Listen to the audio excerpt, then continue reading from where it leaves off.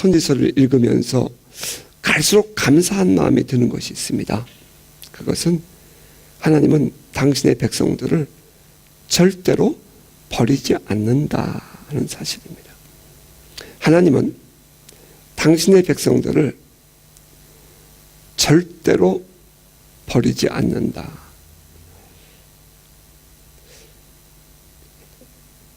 조금은 좀 시사적인 얘기지만 이거 짧게 보고 그 다음에 본문으로 가도록 하겠습니다. 인터넷에서 오늘날 한국에 예언 사역하는 사람들의 모습을 보면 솔직히 좀 걱정스러운 부분이 한두 가지가 아님을 고백하지 않을 수 없습니다. 오늘 아침에도 또 이렇게 글이 또 하나 올라와서 보다가 지금 한국의 뭐 전쟁설에 대한 그 홍아무개 전도사와의 인터뷰 기사를 제가 한 뭐 20분, 30분 전에 여기 막 기도하러 오기 전에 잠깐 이렇게 보다가 왔습니다. 물론 보는 사람마다 느낌이 다르겠지만 적어도 이런 부분만큼은 하나님 앞에서 표현해야 좀 달라져야 하나님의 영광을 가리지 않지 않겠나 이렇게 생각을 해봅니다. 제가 뉴질랜드에 이런 프로페트들을 만나보고 혹은 또 해외 이런 사역자들을 같이 만나서 대화를 해보지만 우리 한국 교회가 가지고 있는 좀 독특한 은사주의적인 어떤 그런 부분들이 좀 부정적인 제 마음에 영향력을 주기 때문에 조금은 좀 정리를 해보았어요.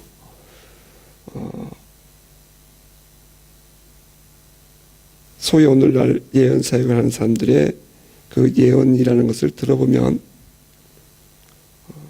이제 답은 제가 뒤에 드리겠습니다. 치유되지 못한 그들의 그 속내가 그냥 그대로 표출되는 것들을 보게 된다는 것입니다. 진정한 하나님의 예언이라면 개인적인 감정이나 생각들이 철저히 배제되고 하나님의 이 시대를 향한 마음이 하나님의 마음이 전달되어야 하는데 오늘날 우리 한국인들 속에서 일어나고 있는 이런 사역들은 대부분이 깊은 상처를 가슴에 품고 좀 독설이라고 할까요? 그런 모습들을 보는 것이 안타깝게 느껴진다는 것입니다. 두 번째는 그들을 통해서 주시는 이 하나님의 예언은 하나같이 왜 정죄와 비난이 섞여 있어야 하는가 하는 것입니다. 성경을 보십시오. 선지자들을 통해서 주시는 예언들, 우리는 지금 예언서를 계속해서 지금 한 권씩 읽어가고 있는데요. 선지자를 통해서 주시는 예언들은 모두가 하나같이 책망을 해도 마지막은 위로와 격려를 통해서 이스라엘 백성들의 회복에 초점이 맞춰져 있다는 것입니다. 하나님의 백성들의 회복입니다. 아무리 백성들이 죄를 져서 하나님으로부터 징계를 받아도 그 안에 감추어진 하나님의 마음은 언제나 사랑입니다. 그런데 오늘날 소위 중보기도를 한다는 한국의 사역자들을 대부분이 가슴 깊이 정죄와 비난의 비수를 품고 감추고 중보기도를 하느니 예언을 하느니 하는 모습들이 마음을 조금 아프게 합니다. 또 세 번째는 소위 천국과 지옥을 다녀왔다는 분들의 예언을 듣다 보면 공통적으로 언급되는 것이 있습니다. 지옥에 가니 목사도 있고 장로도 있더라 하는 것입니다. 지옥에 가니 예수 믿는 그리스도인도 있더라 하는 말 우리는 수없이 들었습니다. 그러면서 그들은 어떤 내용이든지 하나같이 세상에서 바르게 살지 못해서 지옥에 갔다라고 천사가 말하더라 이렇게 말합니다. 여러분 참 안타깝지 않습니까? 세상에서 바르게 살지 못해서 지옥 가는 것이 아니고 그 죄값을 해결하지 못해서 지옥에 가는 것입니다. 세상에 사는 사람들은 어느 누구도 그 죄로부터 온전히 자유로운 사람은 없습니다.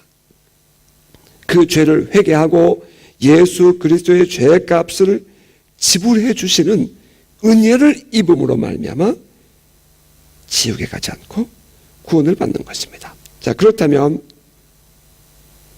그들이 함께 있었다는 천사는 왜 세상 죄를 졌기 때문이라고 말을 하는지, 세상 죄를 졌기 때문에 저들이 지옥에 갔다라고 말할 것이 아니라 그 죄값이 해결되도록 예수를 믿지 않는 것에 대한 언급을 해야 하는 것이 옳지 않겠습니까? 그리고 지옥에 갔더니 목사 장로들이 있었다 하는 그들의 말 뒤에 감춰진 감정 여러분 느껴보지 않았습니까? 대부분 그들의 그런 간증 혹은 예언을 듣다 보면 은근히 오늘날 한국의 교회와 한국의 영적 지도자들에 대한 비난과 정죄가 그 속에 감춰져 있지 않느냐 하는 것입니다. 전 여기서 반론을 제기해보고 싶은데요. 그렇습니다. 하나님은 살아계십니다. 분명히 하나님 살아계십니다. 그렇다면 하나님은 직접 교회를 충분히 정화시킬 수 있고 잘못된 영적 지도자들을 바르게 교훈하여 징계하실 수 있는 분이십니다. 어떨 때는 맞습니다. 찌그러진 그릇도 있고 어떤 데는 온전한 그릇도 있고 어떤 것은 큰 것도 있고 어떤 것은 작은 것도 있습니다. 그러나 하나님이 그 잘못되어진 모습을 몰라서 그들을 두는 것이 아니라 그럼에도 불구하고 그 교회들이 그리스도의 몸이요 하나님의 집이라는 사실입니다. 우리가 볼 때는 그들이 의롭지 못하고 우리가 볼 때는 그들이 어리석은 삶을 살고 있는 모습이 보이지만 그럼에도 불구하고 하나님은 그들을 바라보실 때에 내가 세웠다는 것입니다. 그런 부분들을 왜 아버지의 마음과 아버지의 눈으로는 보지 못하고 왜 굳이 하나님은 꼭 그렇게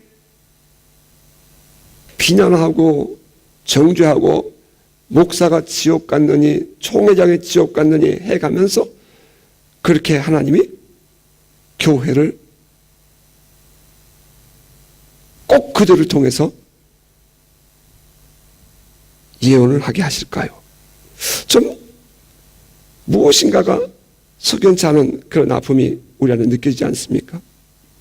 만약 그들이 본 것이 진정으로 하나님께로부터 온 것이라면 왜 하나님은 그들에게 그런 모습을 보여주셨을까요? 그것은 바로 하나님 아버지가 이토록 마음이 아프니 너도 이렇게 아픈 마음 가지고 중보하며 기도하고 섬기라고 보여주신 것 아닐까요?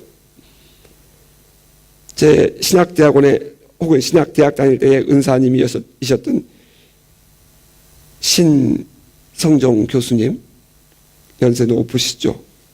그분이 천국과 지옥을 갔다 오셔서 한국 교회를 다니시면서 간증을 하시는데 내가 지옥을 갔더니 총회장이 있더라. 내가 말을 하면 다 아는 분이다. 그런 간증을 제가 잠깐 인터넷을 통해서 보았습니다.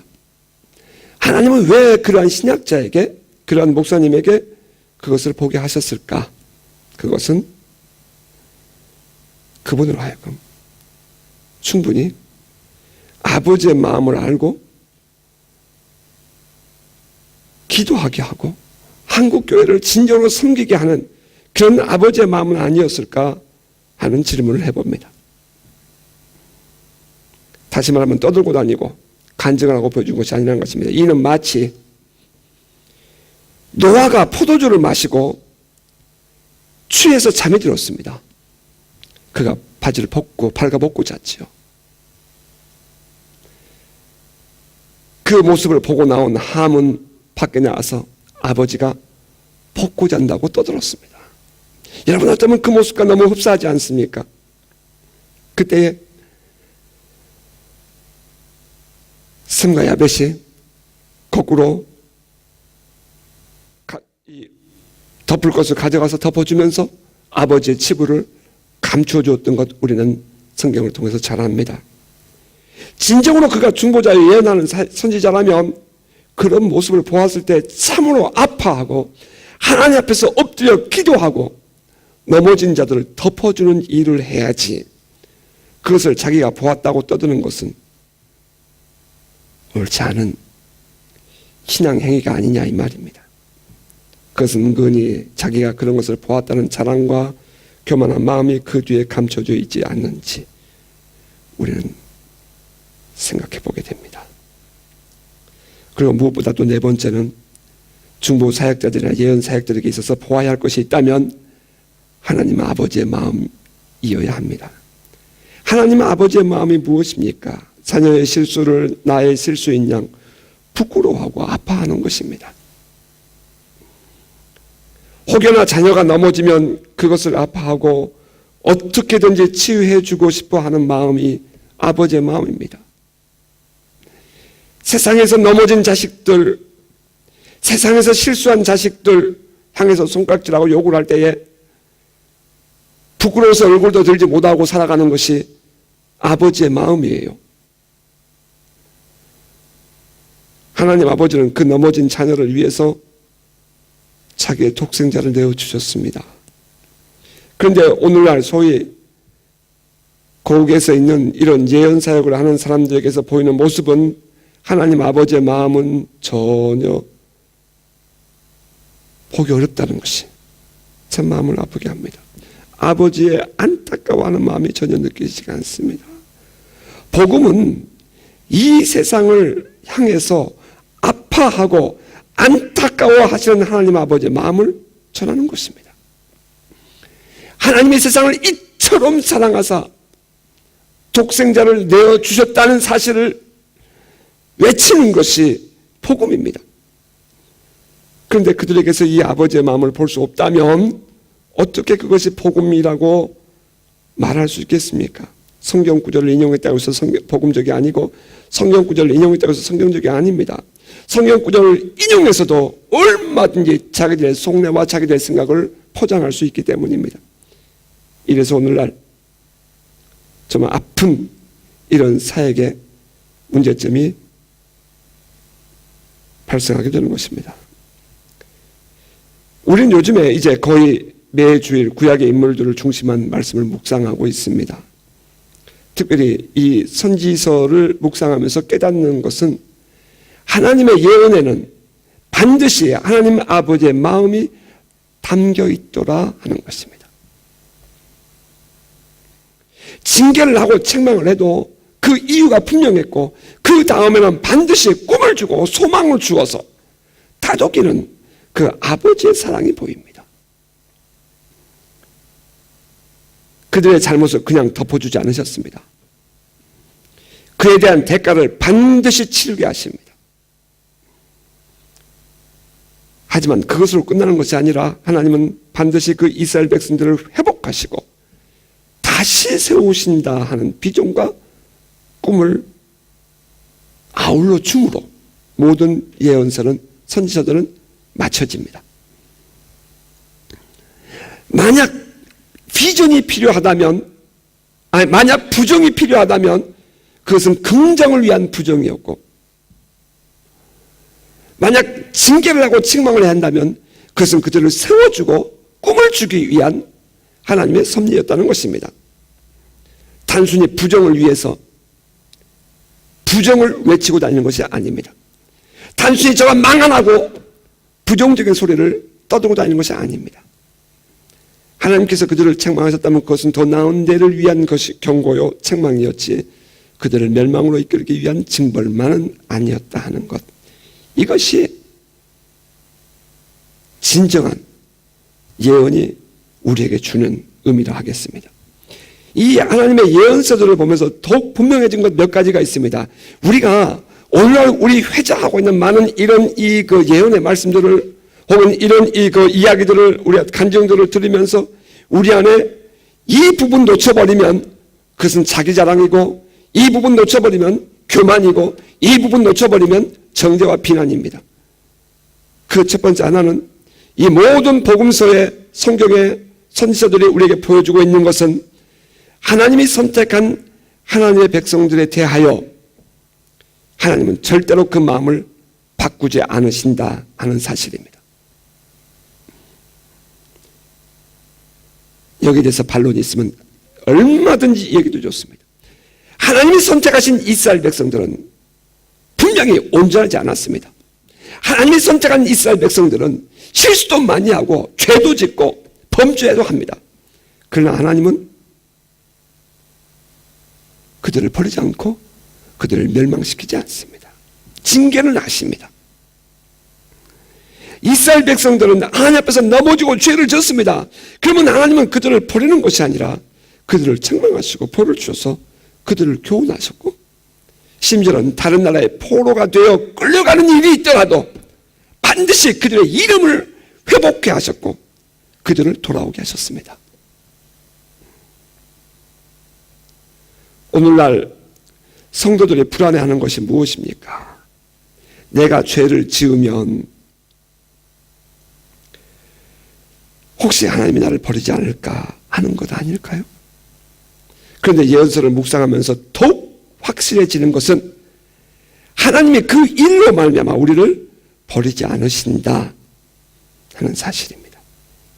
하나님이 우리를 버리신다면 그것은 우리가 우리의 죄를 회개하지 않고 예수 그리스도의 십자가 그 구원의 은총을 받아들이지 않았기 때문입니다. 넘어지고 죄를 졌으면 회개하십시오. 그러면 하나님은 다시 우리에게 하나님의 자녀라는 이름을 회복해 해 주십니다.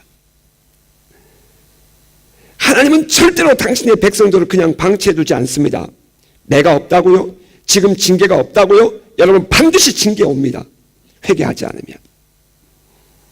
하나님이 선택한 당신의 백성들에 대해서 혹여나 그 백성들이 말씀을 어겼다 하더라도 마음을 고쳐먹고 그것을 버리지 않는다는 사실, 이것이야말로 복음입니다.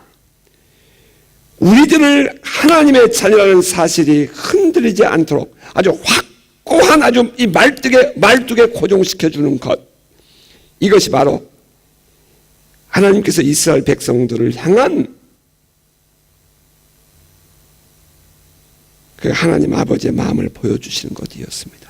따라서 모든 예언의 궁극적인 말뚝은, 이 고정된 것은 하나님이 선택하신 당신의 백성들은 넘어지고 죄를 지면 회개하여 돌아오도록 채찍은 될지언정 하나님이 그들을 지옥에 보내지 않는다는 사실입니다. 이스라엘 백성들은 하나님이 그렇게 사랑하셨습니다. 하나님이 우리를 처음 사랑하셨을 때에 우리가 무슨 의로운 일을 행할 것을 바라보고 사랑하지 않으셨습니다. 하나님이 우리를 선택하셨을 때에 우리 안에 무엇인가를 기대하고 선택하지 않으셨습니다. 하나님의 일방적인 사랑이 우리의 어떠한 행위보다 크기 때문에, 하나님의 그 십자가의 구원의 능력이 우리의 어떠한 죄보다 크기 때문에 하나님은 우리가 죄를 회개하고 돌아오기만 하면 언제든지 우리를 용서하시고 품어주시고 사랑해주시는 아버지이십니다. 예언서가 복음을 우리에게 강조해주고 싶어 하는 것은 바로 그 부분입니다.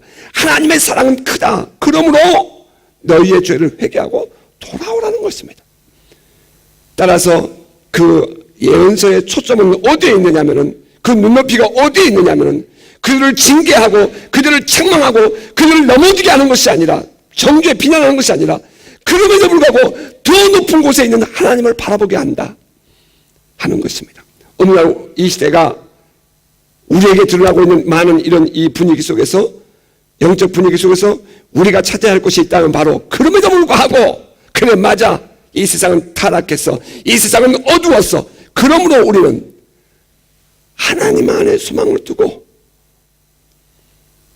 그럼에도 불구하고 우리는 하나님 안에 내 모든 기대감을 두고 내 뿌리를 두고 내가 믿음으로 살아야지 하는 열정과 열망을 갖게 해야 한다는 것입니다. 두 번째는 우리가 하나님 앞에 죄를 지으면 반드시 그에 대한 대가를 요구하신다 하는 사실입니다. 하나님의 눈이 어둡거나 귀가 둔해서 즉각 하지 않는 것이 아닙니다. 하나님은 늘 공평한 눈으로 보고 계십니다. 어느 누구도 이에서는 예외가 없습니다. 그런데 감사한 것은 그럼에도 불구하고 우리에게 기회를 주시고 사랑으로 기다려 주시더라 하는 것입니다.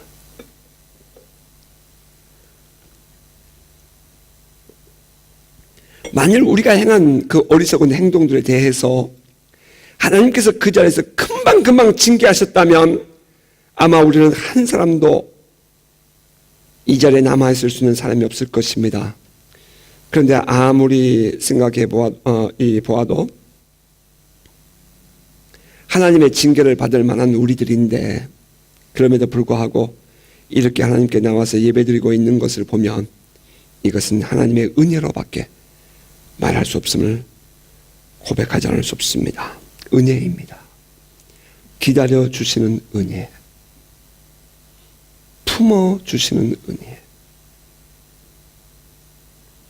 그런데 더욱 감사한 일은 구약에서는 자기들의 죄를 범하면 그 죄값을 자기가 져야 했는데 오늘 우리들에게는 예수 그리스도를 통한 죄 사함의 은총이 우리를 기다리고 있다 하는 것입니다. 예수께서 십자가에 못 박혀 죽으셨습니다. 그것은 우리의 죄값을 지불하시는 대속의 죽음이었습니다. 우리가 하나님 앞에서 지은 죄에 대하여 하나님께 고백하고 회개하기만 하면 하나님은 예수 그리스도에게서 그 죄값을 대신 받으시고 우리를 용서하시며 우리를 의롭다 하십니다. 이 복음은 우리가 만든 것이 아니라 하나님께서 일방적으로 우리에게 선언하신 약속입니다. 주께서 우리의 죄값을 대신 지셨다는 사실을 믿고 받아들임으로 예수 그리스도를 영접한 자들에게는 언제든지 회개하기만 하면 용서하신다는 이 사실, 이것이 오늘 이 시대를 살아가는 우리에게 복음입니다. 오늘 이 시대를 보십시오. 사람들은 말하기를 심지어는 예수를 믿는 사람이라고 하는 사람조차 죄를 졌으니 죄값을 받으라고 펄펄 뛰입니다. 죄를 졌으니 죄값을 받으라고 펄펄 뛸 것이 아니라 죄를 졌으니 회개하라고 펄펄 뛰어야 하는 것입니다. 목사가 타락했고 장로가 타락했으니 벌을 받으라가 아니라 목사가 타락하고 장로가 타락했으니 죄를 회개하라고 해야 합니다.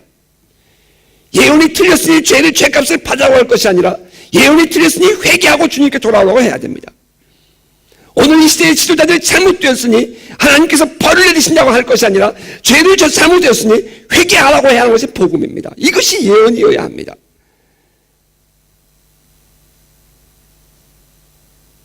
교회가 시끄럽고 사회가 시끄럽습니다. 그런데 복음은 뭐라고 말하죠? 그래서 예수 그리스도의 십자가가 필요하다고 말하고 있지 않습니까? 죄를 졌기 때문에 예수가 필요한 것입니다. 의롭게 사는 사람에게 예수 그리스도가 왜 필요합니까? 착하고 선한 일을 하는 사람에게 왜 예수가 필요해요? 한국에 전쟁 난다고 난리가 났습니다. 그것이 왜 필요합니까? 예수 그리스도가 필요하다는 것을 말하는 증거가 자료가 돼야 되지 않습니까? 우리 이 하나님의 초자연적인 하나님의 그 나라가 킹덤 오브 갓이 이 세상에 있지 않냐고 하나님 나라에 있다는 것을, 이 하나님께 있다는 것을 증거하는 것이 예언사역이 되어야 되지 않겠습니까? 그것을 땅에 끌어와서 어떡하자는 얘기입니까? 그들에게 이 착하고 선한 일을 하는 사람에게 왜 예수가 필요해요? 그들에게는 오히려 의롭게 사는 방법을 가르쳐주는 세상적인 지식이 더 필요하죠.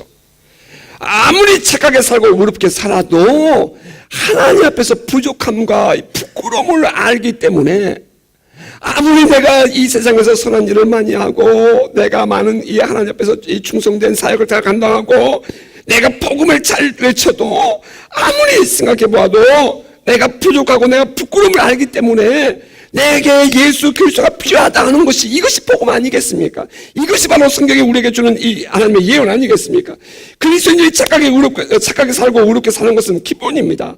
그런데 아무리 그렇게 살아도 하나님 앞에서 부끄러움을 아는 것이 참된 신앙이지요. 구약은 그래서 그들이 하나님께 징계를 받았습니다. 그리고 그 죄값이 지불될 만큼 지불된 후에 하나님은 그들을 회복시키셨습니다. 그러나 신약 시대를 살아가는 오늘 이 시대를 살아가는 우리는 어떻습니까? 죄를 회개하기만 하면 언제든지 용서하시고 하나님의 자녀로서의 지위를 회복케 하셔서 당당하게 살아가게 하시는 하나님의 은혜, 이것이 오늘 우리가 누리고 사는 하나님 아버지의 사랑입니다. 공기가 있어도 고마움을 모르고 우리의 몸에 85% 90%가 물이라는데 그 물이 없으면 어떻게 삽니까? 그런데 우리는 그 물이 얼마나 귀중한 것인지 몰라서 고마움을 모르는 것처럼 이 하나님의 은혜를 누리고 살면서도 그것을 모르는 것이 오늘 우리들의 모습은 아닌지 돌아보게 됩니다. 당당하십시다. 우리가 당당해지는 것은 우리 자신이 의롭게 살아서가 아니라 우리의 죄를 구속하신 예수 그리스도가 우리의 죄의 값을 다 지불하셨기 때문이고 우리는 하나님의 자녀라는 지위를 회복하고 정체성을 회복했기 때문입니다. 하나님께서 우리에게 성령의 기름을 부으셨다면, 하나님께서 우리에게 예수 그리스도 이름의 권세와 능력을 부으셨다면 그것은 우리에게 어떤 의로움이 있었기 때문이 아니라 예수 그리스도 안에서 얻어지는 구원의 은총과 하나님의 자녀됨의 은혜 안에서 누리는 축복입니다. 그러한 의미에서 우리가 예수 그리스도 이후의 시대를 살고 있다는 것이 얼마나 감사한 일인지 다시 한번 깨닫는 시간이 되기를 바랍니다. 오늘 미가서에도 장차 오실 예수는 저 베들레헴에서 마국간에서 베들레헴에서 나올 것이라는 예언이 기록되어 있는 말씀이에요. 아직 예수가 이 땅에 메시아가 오시기 이전의 예언이었으므로 그때는 그들의 허물과 죄에 대해서 그들이 당해야 했지만 이제 그 예수가 오신 이후에 오늘 이 시대를 살아가는 우리에게는 우리의 죄값을 내가 담당하는 것이 아니라 하나님의 아들 독생자 예수께서 죽으셨다는 사실, 대신 죽었다는 사실을 믿음만으로 내가 죄를 회개하는 것만으로 우리가 용서받을 수 있다는 이런 시대에 살고 있다는 이것이 정말 우리는 축복받은 자요 하나님의 은혜를 입은 자라는 사실입니다.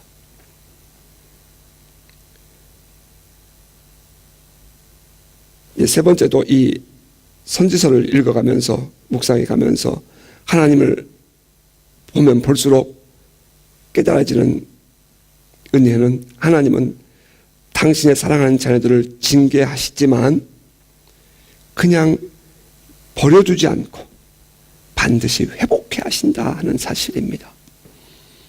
구약의 선지자들은 타락한 세대를 향해서 반복하여 징계를 예언했습니다. 그리고 실제로 그렇게 그들은 벌을 받았습니다. 그런데 하나님은 그들에게 그러한 예언을 하게 하실 때에 아무런 소망도 없이 지옥의 고통을 당하게 하지 않으셨다는 것입니다. 하나님은 그들에게 징계하실 때에 반드시 꿈과 희망을 겸하여 주셨습니다. 그리고 실제로 그렇게 약속하신 대로 이루셨습니다. 예언은 믿고 순종하는 자의 것입니다. 하나님의 약속을 들었을 때에 그것을 나의 말씀으로 받고 믿고 하나님을 신뢰하는 사람에게 하나님은 그 말씀에 대해 약속을 지키십니다. 아니 어쩌면 사람들이 그 말씀을 듣고 처음에는 믿지 못할 때가 있습니다. 그러면 하나님은 그 약속을 이루기 위해서 그들의 믿음을 키워서 결국에는 그 말씀을 믿음으로 누리게 하십니다. 하나님의 궁극적인 목표는 항상 당신의 백성들로 하여금 하나님을 하나님 되게 인정하고 섬기게 하는 곳에 있습니다. 당신의 이름 때문에 이스라엘 백성들을 회복해 하시고 열방으로 하여금 이들을 통해서 하나님의 살아계심을 보게 하심으로 그들도 하나님을 하나님 되게 고백하고 예배케 하심이 하나님의 궁극적인 목표가 있습니다. 우리가 잘 아는 시드롯이라는 이 유대인 사역자가 있습니다. 미국의 이 시드롯닷컴을 치시면 그 진행자는 시드롯인데 그런 유대인입니다. 세계 곳곳에 일어나고 있는 표적과 기사, 예수 그리스도의 이름으로 나타나는 표적과 기사, 혹은 성령의 기름 부심으로 나타나는 많은 그런 이 기적과 그러한 이 선한 일들을 방송하며 그가 말하기를 이 방송은 유대인들을 위한 것입니다. 유대인들은 이런 표적을 보지 않으면 믿지를 않아요. 그러면서 그분은 그 유대인들에게 이 살아계신 하나님 예수 그리스도가 메시아라는 사실을 증거하는 그런 방송을 합니다. 다시 말하면 세상에서 이방인 속에서 일어나고 있는 사도 바울의 말한 것처럼 이방인 속에서 일어나고 있는 그런 많은 메시아로 말하면 그 구원의 은총을 유대인들이 들으면 그 안에 시기심이 발동하게 되고 그들도 예수를 믿게 되는 일이 일어날 것을 기대하고 디도로서는 그와 같은 사역을 하고 있다 했습니다. 하나님께서 당신의 백성들을 여러분을 축복하시고 하나님께서 여러분에게 은혜를 베푸시고 여러분을 회복하셨을 때, 아니 우리 교회를 회복케 하셨을 때에 하나님이 목적하신 것은 여러분을 회복하는 것이 단순히 그것만이 아니라 우리를 통해서, 회복되는 우리를 통해서 또 다른 자들이 그 살아계신 하나님 앞으로 돌아오도록 하는 데에 하나님의 목적이 있다는 것입니다. 하나님께서 이스라엘 백성들을 회복케 하신다면 그것은 이방인들로 하여금 하나님을 믿게 하는 데에 목적이 있습니다. 오늘 우리들을 하나님께서 회복시키셔야 할 이유가 있는 교회와 성도들 되시기를 주의 이름으로 축복합니다. 왜 하나님께서 우리 교회를 세우셔야 하는가? 왜 하나님께서 우리 성도들을 축복하셔야 하는가? 그에 대한 답이 우리 안에 있어야 합니다. 그래서 우리가 그렇게 하나님 앞에서 살겠다는 다짐이 있어야 하는 것입니다. 우리가 하나님의 은혜로 회복되면 오직 하나님만을 높이고 예배하리라는 목적이 있는 성도 저와 여러분 되시기 바랍니다. 우리를 보고 또 다른 이방인들이 살아계신 하나님의 이름을 높여드리는 일을 보기 위해서 우리는 하나님의 회복케 하시는 은혜를 입어야 한다 하는 이 확고한 신앙이 있기를 바랍니다. 그것이 분명하지 않으면 하나님께서 우리를 회복케 하셨을 때에 또다시 방황의 늪을 헤매는 어리석음을 겪고 말 것입니다. 그렇지, 그렇게 하지 않으셔도 열심으로 전도하고 선교하며 다른 사람들이 하나님에게 섬기는 일을 하는 우리가 될 것입니다. 하지만 하나님께서 회복케 하셨을 때에 더욱 열심으로 전도하고 선교하겠다는 마음을 가지게 될 때에 우리는 비로소 하나님 아버지의 마음에 합한 하나님의 동역자가 되는 것입니다. 하나님께서 성령의 기름을 부었습니다, 여러분. 그것은 우리 자신만을 위한 것이 아닙니다. 또 다른 사람에게 복음을 전하게 하시려는 목적이 있고 또 다른 이방 나라 사람들에게 이 복음을 전하게 하시려는 하나님의 목적이 있습니다. 이 일을 위해서 열심을 다할 때에 하나님은 우리를 회복하실 이유가 생기는 것입니다. 내가 목사의 아들이요 딸이라는 것을 부끄러워하는 한 하나님은 여러분을 축복하지 않을 것입니다. 하나님께서 이 교회를 만약에 쓰기로 작정하셨는데 하셨다면 이 교회에 내가 있다는 사실을 내가 감추고 싶어하는 한 하나님은 여러분을 회복시키지 않으실 것입니다. 내가 왜 회복돼야 하고 내가 왜 복을 받아야 하는 것이 하나님 안에서 분명하게 있을 때에, 이유가 있을 때에 하나님은 쓰시는 것입니다. 예수 안 믿어도 잘 사는 사람 많습니다. 신앙생활 안 해도 잘 사는 사람 많습니다. 그러나 필경은 그것은 지옥입니다. 그러나 필경은 그것은 망함입니다. 하나님의 진정한 구원의 감격과 기쁨은 그 안에 없습니다.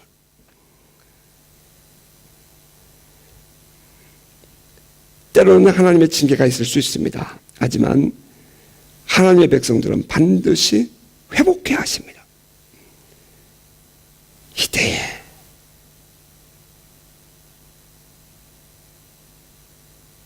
이방인들 혹은 교회 밖의 사람들을 전도하고 선교하여 돌아오게 하려는 아버지 하나님의 마음에서 우리를 회복해 하신다 하는 이 사실 우리는 명심해야 하겠습니다. 또 하나 이 선지서를 통해서 깨닫게 되는 것은 하나님은 당신의 백성들과 관계를 회복하는 것을 심히 기뻐하신다는 사실입니다.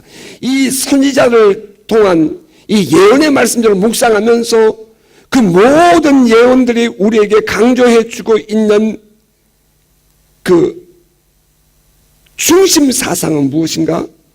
그것은 무너진 하나님과의 관계를 회복하자 하는 데에 아버지의 마음이 들어있더라는 것입니다. 왜 하나님이 선지자들을 보내서 이스라엘을 예언케 하십니까? 그것은 무너진 관계를 회복하자는 것입니다. 사람들이 하나님께 무너진 관계를 회복하자고 한다면 이해가 됩니다. 왜? 그것은 하나님께 우리 인간들의 답이 있기 때문에. 그래서 어떻게든지 하나님과 좀 회복해서 하나님의 은혜를 내가 좀 받아야 되겠다고 싶어서, 그래서 하나님께 내가 관계를 회복하고 싶어하는 그런 것이 있다, 그런 것이라면 이해할 수 있습니다. 그런데 성경을 보면 어리석은 이 인간들은 하나님 앞에서 그것을 찾으려고 하지 않고 하나님이 아닌 세상에서 자꾸 그 답을 찾으려고 노력을 합니다. 그래서 백성들이 하나님을 버리고 세상으로 떠납니다. 그럼 우리 생각 같으면 하나님이 뭐가 아쉬워서 백성들을 그렇게 목마르게 찾을 이유가 있습니까? 그냥 알아서 살아. 니네 마음대로 살아. 니네 마음대로 시집장가 가. 니네 마음대로 살아. 그렇게 두면 될 것 아닙니까? 그럴 것 같아요. 나 같으면. 그런데 하나님은 그 당신의 백성들을 찾아서 또다시 몸부림치면서 애를 태우시더라는 것입니다. 하나님은 선지자를 통해서 돌아오라고 부르십니다. 하나님이 보내신 예언자들을 통해서 하나님이 원하신 것이 무엇입니까? 하나님께로 돌아오라. 하나님께로 돌아오라. 너희는 나를 찾으라. 너희는 나를 찾으라. 나에게 돌아오라. 이것입니다. 돌아와서 이 하나님과 망가진 관계를 다시 회복하자 하는 것입니다. 하나님께서 선지자들을 보내신 것은 하나님과의 관계를 회복하고 당신의 자녀들로 하여금 하나님의 은혜 안에 살게 하려는 그런 목적입니다. 하나님과의 관계 회복. 하나님과의 관계 회복. 이것이 하나님 아버지의 목마른 아픔이에요. 회복된 관계 안에서 하나님의 복을 누리며 살아라. 이것이 하나님 아버지의 마음입니다. 하나님이 선지자들을 보내서 외치는 외침은 이 하나님의 처절한 사랑, 찢어진 마음을 알고 이제 돌아와라. 그리고 관계를 회복하자 하는데 초점이 맞춰져 있습니다. 선지서를 묵상하면서 시간이 갈수록 더욱 확고해지는 것은 이 잃어버린 관계를 회복하고자 하시는 하나님 아버지의 마음이 절절히 느껴지는 것입니다. 회복되시기를 주님으로 축복합니다. 하나님과의 관계가 회복되시기를 주님으로 축복합니다. 시대마다 선지자의 사역이 다르고 예언의 내용이 다릅니다. 하지만 한 가지 분명한 것은 그때마다 하나님이 부르짖는 것은 하나님께 돌아오라 하는 것입니다. 돌아오라는 거예요. 하나님을 하나님되게 인정하라는 것입니다.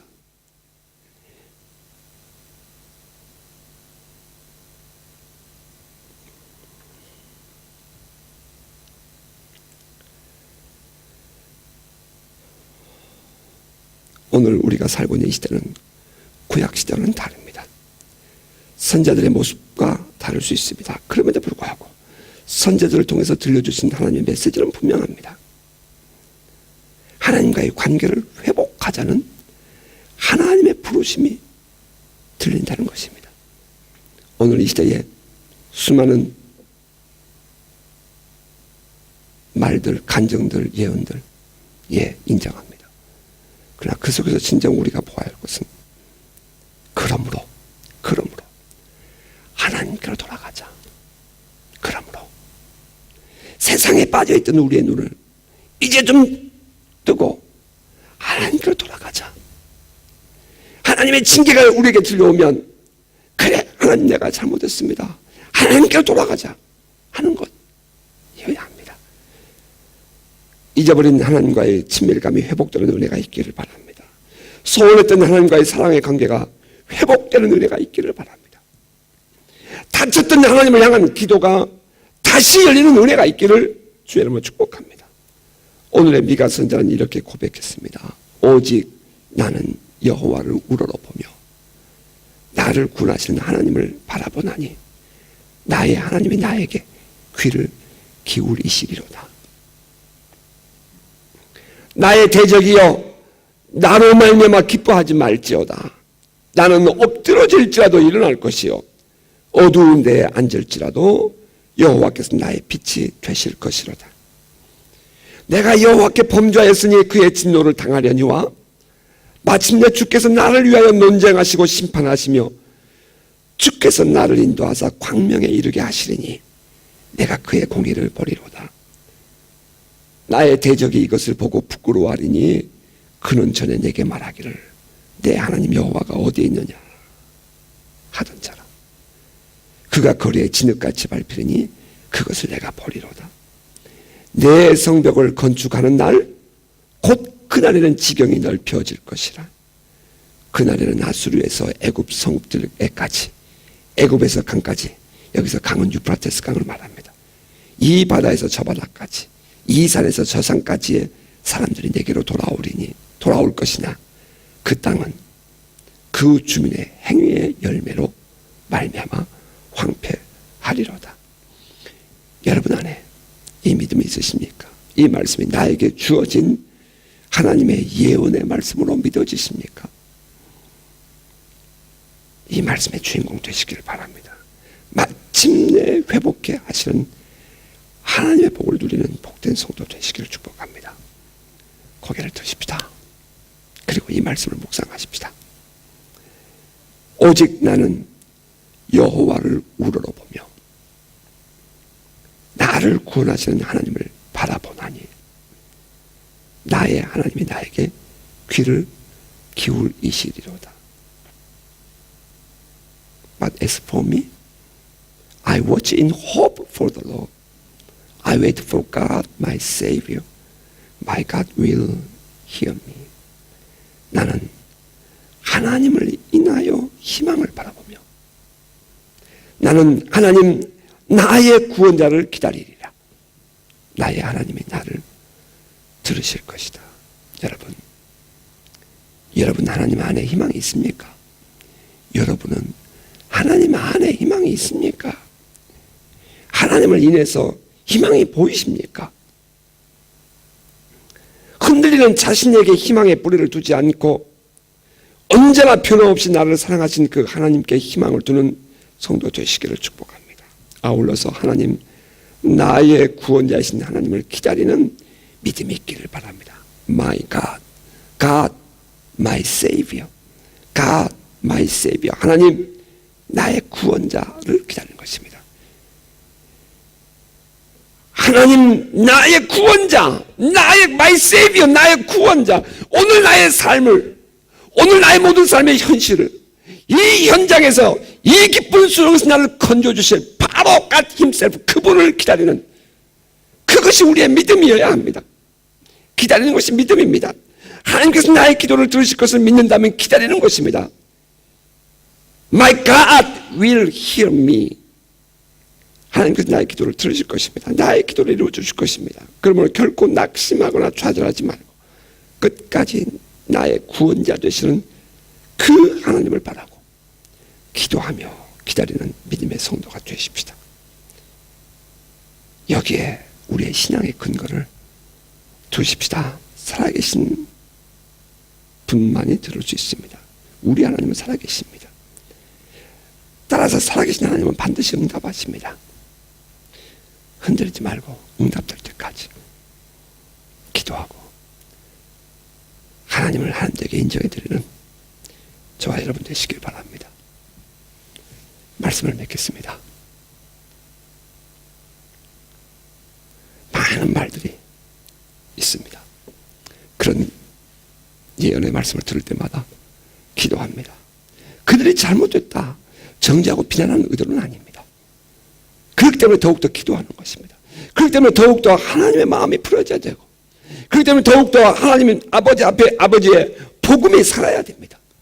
그래서 더 기도하고 하나님을 기다리는 것입니다. 하나님을 바라보는 것입니다. 여러분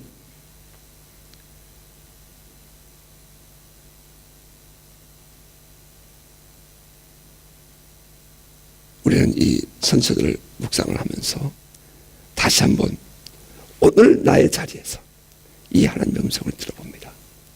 하나님 우리를 반드시 건지실 것입니다. 나의 대적이요 나로 말미암아 기뻐하지 말지어다. 나는 엎드러질지라도 일어날 것이요 어두운 데 앉을지라도 여호와께서 나의 빛이 되실 것이미로다. 내가 여호와께 범죄하였으니 그의 진노를 당하려니와 마침내 주께서 나를 위하여 논쟁하시고 심판하시며 주께서 나를 인도하사 광명에 이르게 하시리니 내가 그의 공의를 보리로다. 나의 대적이 이것을 보고 부끄러워하리니 그는 전에 내게 말하기를 내 하나님 여호와가 어디 있느냐 하던 자라. 그가 거리에 진흙같이 밟히리니 그것을 내가 보리로다.